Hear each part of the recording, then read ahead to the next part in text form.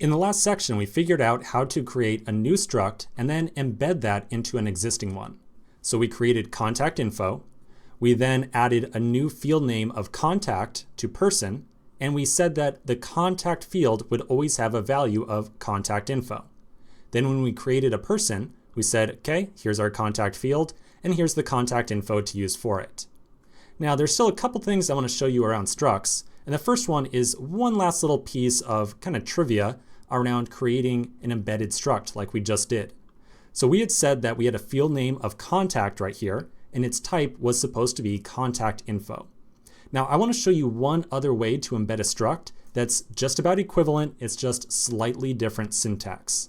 So if we want to, we can remove the field name right here. We can remove contact, and we can say simply contact info. Now what this does is it still declares a field name of contact info, and it also says that it's supposed to have a type contact info. So in other words, using just contact info right here is 100% equivalent to saying contact info is the field name and it has a type of contact info. That's a tongue twister, I know. So let's leave it at just contact info and see how we would actually make use of this. So I'm going to leave contact info right here. And then down inside of our creation of Jim, rather than declaring the field name of contact and assigning it contact info, we'll say contact info is supposed to be of type contact info. I know I'm saying that a lot. All right, so let's save this and test it out. So essentially all we have done is renamed that one field so that we don't have to say contact. We're just saving ourselves some keystrokes here. That's all we're really doing.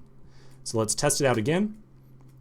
And you'll notice, okay, so here's the field name, still contact info, and it has a value of type contact info. All right, now that might seem like a little unimportant piece of trivia, but that's actually going to be kind of important later on, especially when we talk about getting some real code reuse with Go. So I want you to just kind of file this little fact away that we don't actually have to specify the field name here if we don't want to. Okay, so let's continue on. There's one last thing I want to look at somewhat quickly around structs. Inside of our deck application or the cards application, you'll recall that when we created that new type of deck, we then set up some functions that took the deck as a receiver. And the result of that was that we could write code that looked something like, cards.shuffle or what have you. And so we can set up the same type of functions that have receivers with structs as well. So let's create a new function that will take a person like Jim as a receiver, and maybe we'll just print out all the details of that person. So we're going to have to kind of reach into our memory here and remember how we create functions that take a receiver. Underneath our main function, we'll write out func. We'll then write out the receiver. So this will be p person, which means you can call this function that we're about to define on any type or any value of type person. And then inside the body of this function, you can reference that person as the variable p.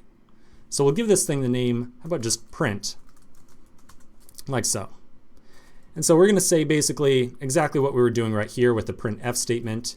So we'll just cut this line, paste it right here, and then of course, rather than attempting to print out Jim, we want to print the person who was fed into this function. So we're going to say printf second argument of p. Okay, so now inside of our main function, we can freely call Jim.print, specifically because we just set up this function with a person type as the receiver, and Jim is a person. Okay, let's save this and test it out and see how we're doing. So I'll save the file, we'll flip on over, and okay, looks good. Now there's one last thing that I want to do with this struct that's very much like this receiver stuff right here that's going to lead in very nicely to our next topic. Okay, so the next topic we're going to be discussing is going to be a little bit of a doozy, but we're going to put together a little code snippet right now that's going to work a little bit unexpectedly, okay? Or maybe it'll work exactly as you expect. We'll see. Let's write the code out and we'll just see what happens. So I want to create another function called, how about something like update name? All right, I want to write a function called update name that takes a person as a receiver and then updates the first name property on that person. So let's give this a shot. I'm going to say func p person. The function name will be update name.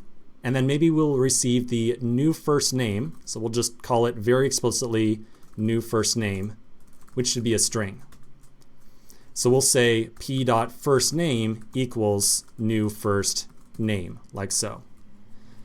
Okay, so we just declared this function, update name. It has a receiver of type person, and we are supposed to call it with a new first name. And then when we do, it'll update that person's first name. So let's call this with Jim, and let's just give Jim a new first name and see what happens. So we'll say Jim.update name, and we'll give him a new first name of, how about just Jimmy? Okay, so I want you to sit down for a second, and I want you to look at the code that we just wrote right here. I want you to look at this function, and I want you to kind of form an opinion right now. When we run this code, what do you think exactly is going to happen? Okay, I want you to just kind of think about it for a second. Think about what's going to happen when we run this. I can guarantee you it's going to run. Like, we're not going to get an error, but I just want you to kind of get some idea of what you think should happen.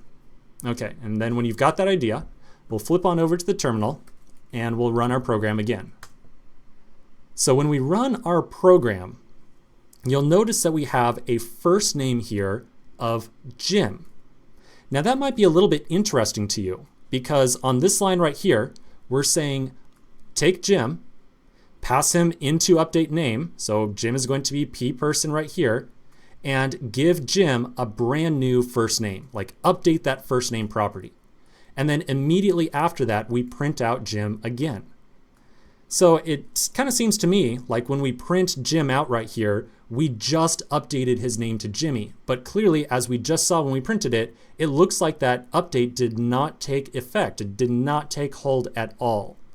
So this is an actually very interesting part of Go, and it's going to segue very nicely into our next big topic, which is to talk a little bit about pointers in Go. So let's take a quick break. We're going to come back in the next section, and we're going to jump into this next big topic and talk a lot about pointers and exactly what they are used for in Go. So quick break, and I'll see you in just a minute.